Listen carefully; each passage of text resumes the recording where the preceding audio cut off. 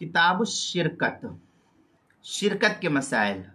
Partnership में कुरा अंदाजी के ज़रिए नफ़ा नुकसान का तयन क्या है।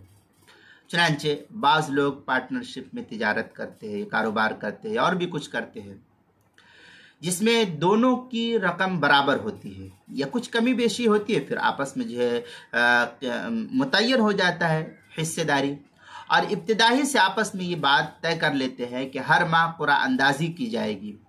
जिसका नाम कुरा अंदाजी से निकल आएगा सिर्फ वही नफ़ा नुकसान का ज़ामिन होगा, खा हर महीना एक ही शरीक का नाम निकलता रहे।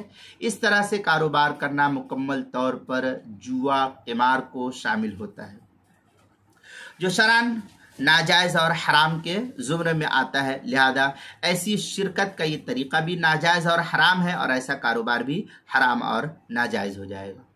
चुनांचे कुरान पाक के अंदर है इन्नमल खम्रु वल मैसिरु वल अंसाबु वल अज़लामु रिज्सुम मिन अमलि शैतान। सूरह माइदा पारा नंबर 7 आयत नंबर 90 पर इसको नकल किया है।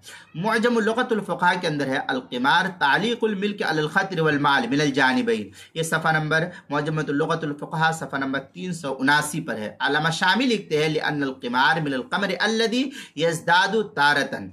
ये इस तरीक़े की इबारत जो है फ़तवा शामी किताबुल हज़्र वल इबाहा 9वीं जिल्द सफ़ा नंबर 577, किताबुल हज़्र वल इबाहा बाबुल इस्तिब्रा फ़स्लुन फ़िल बै और अल मसाइल अल मुहिम्मा फ़ीमा इब्तलत बिहिल आम्मा पहली जिल्द सफ़ा नंबर 122।